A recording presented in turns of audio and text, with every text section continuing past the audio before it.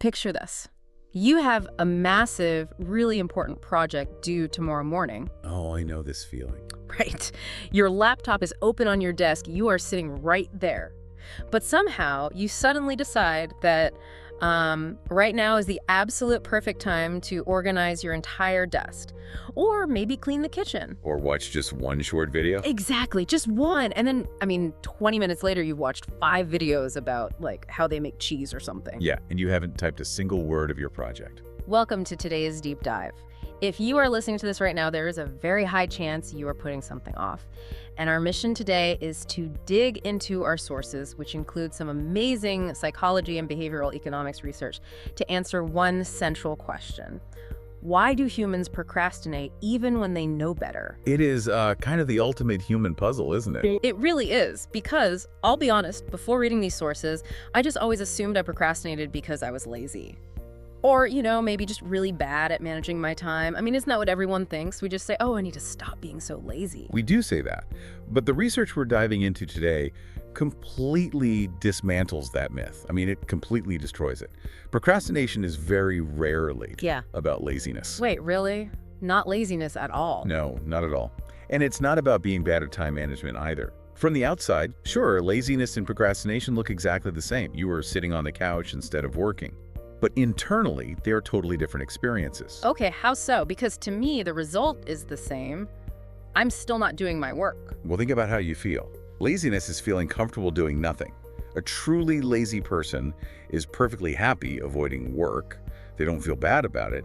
But procrastination, that is doing something else while feeling anxious, guilty, and, deeply uncomfortable. Oh, wow. Yeah, that hits a little too close to home. When I'm avoiding a big project by, cleaning my kitchen, I am definitely not relaxed. The guilt is terrible. I'm just mentally beating myself up the entire time. Which is exactly the proof that you aren't lazy.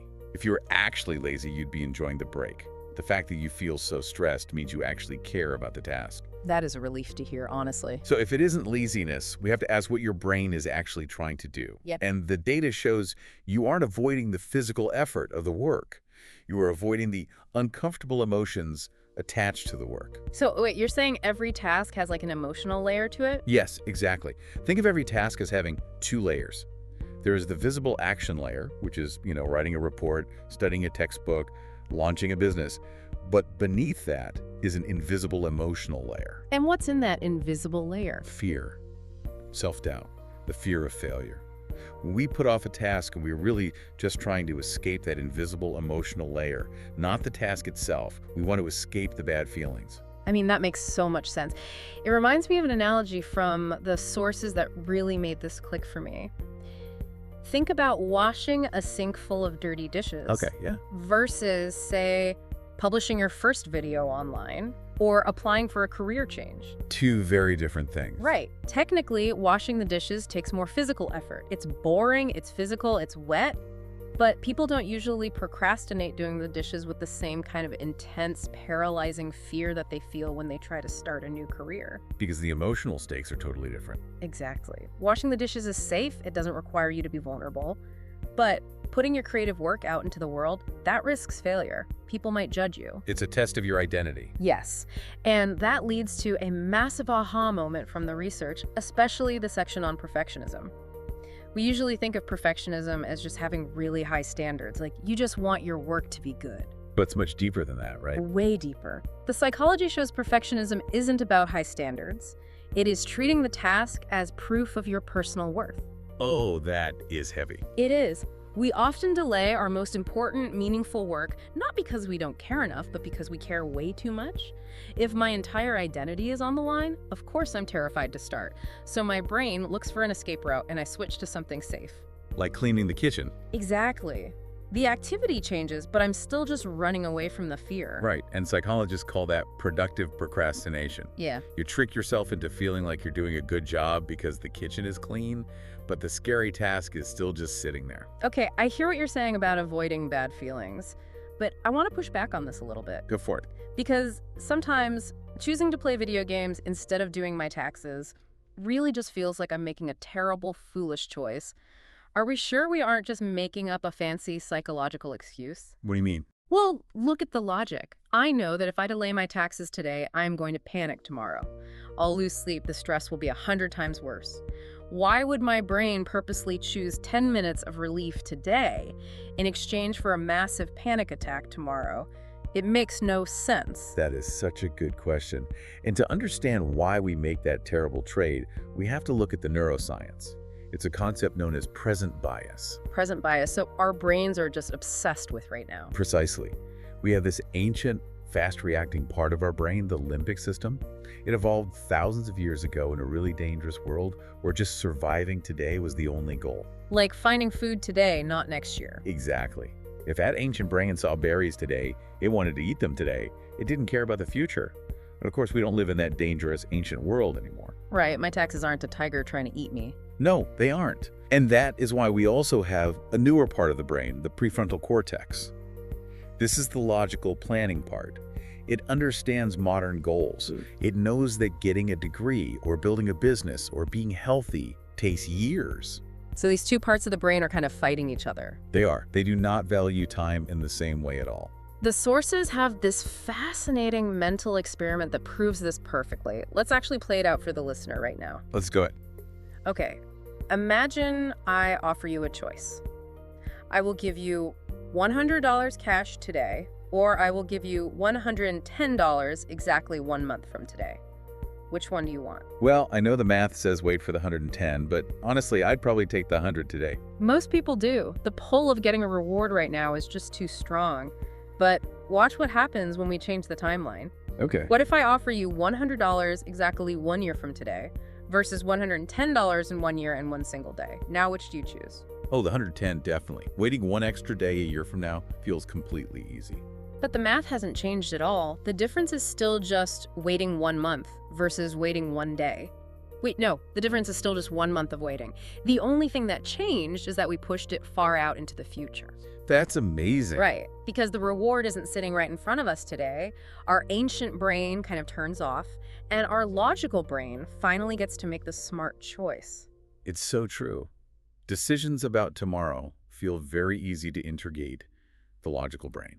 Saying you'll exercise tomorrow is simple, but deciding to put your running shoes on right now when the couch is warm, that feels incredibly difficult because the discomfort is immediate. And speaking of how the brain ignores the future, this leads to my favorite aha moment from the whole deep dive. I was reading this section on the brain scan studies. Oh, the fMRI studies on the future self. Yes, it completely blew my mind. It changes everything about who we think we are hurting when we procrastinate. So researchers put people in these brain scanners, right? Yep. And they asked them to think about themselves in the present moment. And, as you'd expect, specific parts of the brain related to self-awareness lit up. Makes sense.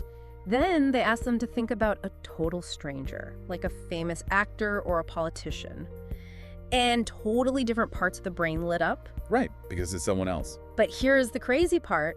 They asked these people to imagine themselves 10 years in the future, and you know what happened. The brain scanned exactly as if they were thinking about a total stranger. Exactly. The area of the brain that recognizes me just completely powered down. Our brains literally cannot feel an emotional connection to the us of tomorrow. Wow. Your brain literally views your future self as a different person. Yes. So when we procrastinate, we aren't just choosing laziness. We are choosing comfort for ourselves right now, and we are throwing all of our stress and problems onto a total stranger. We are borrowing time and health from someone we don't even emotionally recognize. Which is just wild to think about. We're doing it to a stranger. And unfortunately, that stranger eventually becomes you. Yeah, that's the sad part. But in the moment you are deciding to put off the work, your ancient brain just doesn't care. It just wants emotional relief right now. Honestly, realizing that this is just a hardwired, ancient survival thing makes me feel a bit better.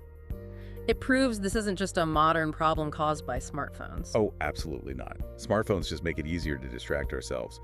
But this battle between present comfort and future goals is as old as humanity. The sources point out that history is full of incredibly brilliant people who fought this exact same battle. Like Leonardo da Vinci. Yes, people think of him as this perfect genius. Art, science, engineering. But in his own time, he was actually famous for being terrible at finishing anything. Didn't he carry the Mona Lisa around for years? Over a decade, he just kept revising it, changing tiny details, never finishing it. His wealthy clients were constantly furious with him for missing deadlines. And he wasn't lazy. He was terrified of a single bad brushstroke ruining his masterpiece. It's that perfectionism again. Exactly. Another great historical example is the French writer Victor Hugo. Oh, I love this story. It's so good. So he was facing a huge deadline for his novel, The Hunchback of Notre Dame. But instead of writing, he kept going out to parties. He was avoiding the pressure. And his solution was hilarious.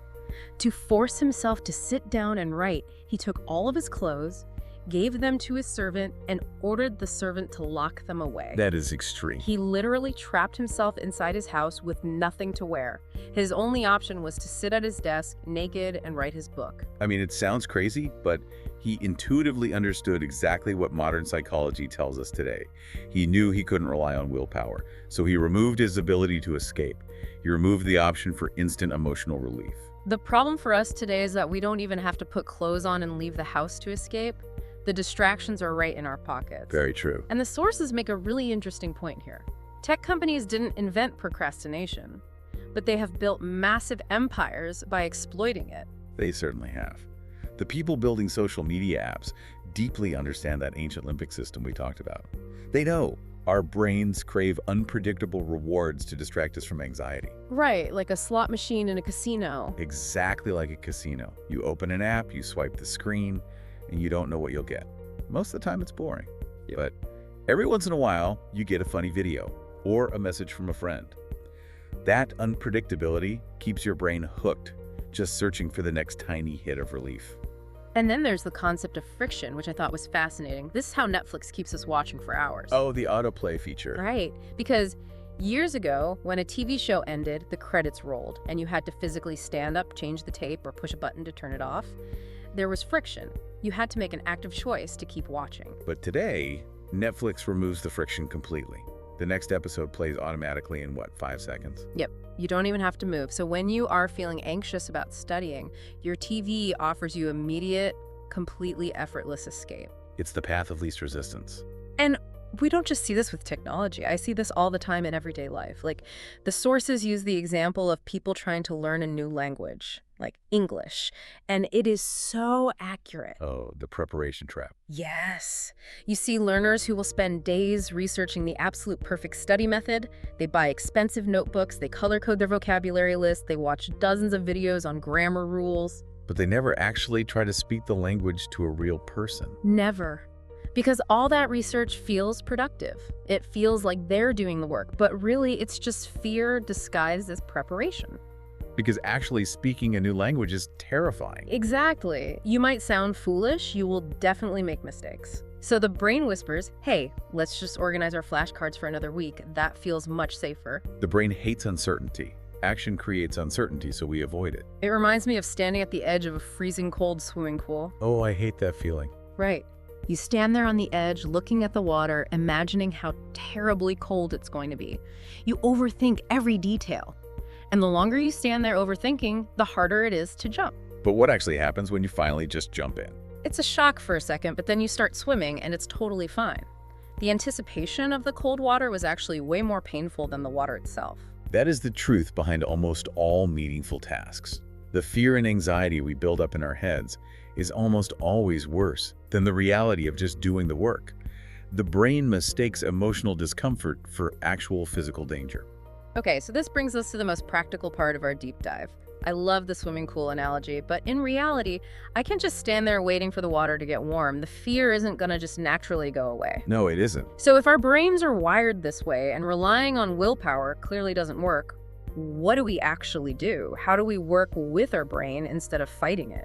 Well, a really helpful way to think about this is the metaphor of a sailboat. A sailboat. Yeah. Imagine you are trying to cross an ocean. If you just grab oars and try to row against a strong wind, you will exhaust yourself. You'll eventually give up. That is what relying purely on willpower feels like. Just constantly yelling at yourself to try harder and be less lazy. It's exhausting. But a good sailor doesn't fight the wind. They look at their environment and they adjust their sails to catch the wind. They make the environment do the heavy lifting. I see. So if you want to overcome procrastination, you have to stop relying on willpower and start designing your environment to make the right choice easier. The sources outline 3 really actionable ways to adjust our sails. And the first one is to reduce emotional resistance. How do we do that when a task is genuinely huge and scary? You make the first step incredibly tiny, so small that your brain doesn't even register it as a threat. Remember, we are trying to lower the fear. Okay, so give me an example. Say you have a massive 20-page report to write. If you tell yourself, I need to write this report today, your brain sounds a massive alarm. Danger. Too much work. Let's watch cat videos. Exactly. So you change the goal. You tell yourself, I am not going to write the report today. I am only going to open a blank document, save the file name, and type one single sentence. That's it. Then I can stop. You make the first step practically impossible to fail. Right. Because once you are in motion, the fear instantly drops. Getting past that initial emotional barrier is 90% of the battle. Just jump in the pool. I love that. Okay, the second strategy is kind of the reverse. Add friction to your distractions. Yes. Because if Netflix and social media removed friction to keep us hooked, we need to manually add friction back into our lives to protect our focus. Think about your smartphone. If it is sitting on the desk right next to your hand, checking it requires 0 effort. It takes half a second.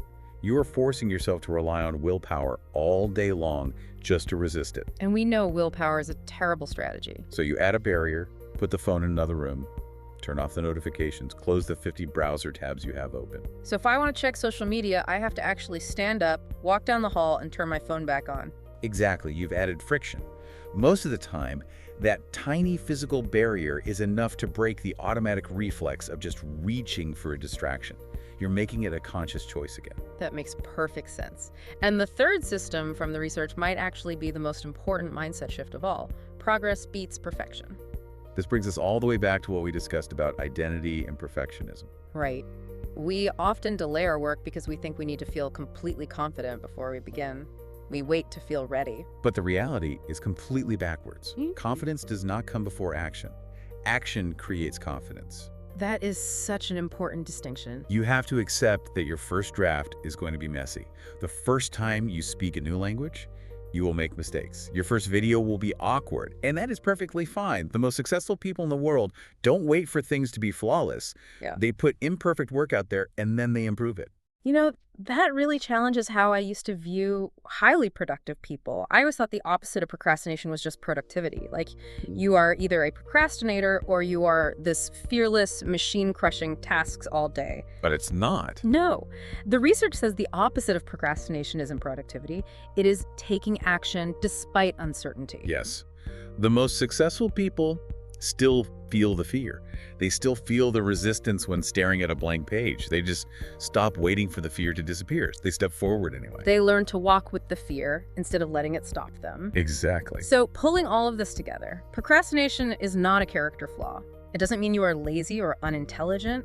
It is a deeply human, emotional reaction. Our ancient brains are just trying to protect us from discomfort and uncertainty in a modern world that is full of both.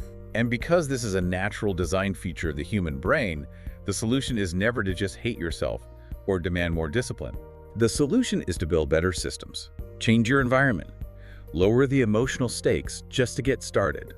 And I think most importantly, start treating your future self not like a stranger, but like a close friend that you actually want to help. Treat your future self like a friend. That is a great way to look at it. It makes you wonder, doesn't it? If our brains are constantly crying out for this kind of emotional comfort and escape, maybe the real question isn't just how to force ourselves to focus better. What is it then? Maybe we need to ask why we've built a modern work culture that causes us so much anxiety in the first place. But for you listening right now, here is a question to take with you today. What is one small change you can make to your environment tomorrow so that doing the right thing feels natural instead of like a struggle? Something to think about. Until next time, we'll see you on the next deep dive.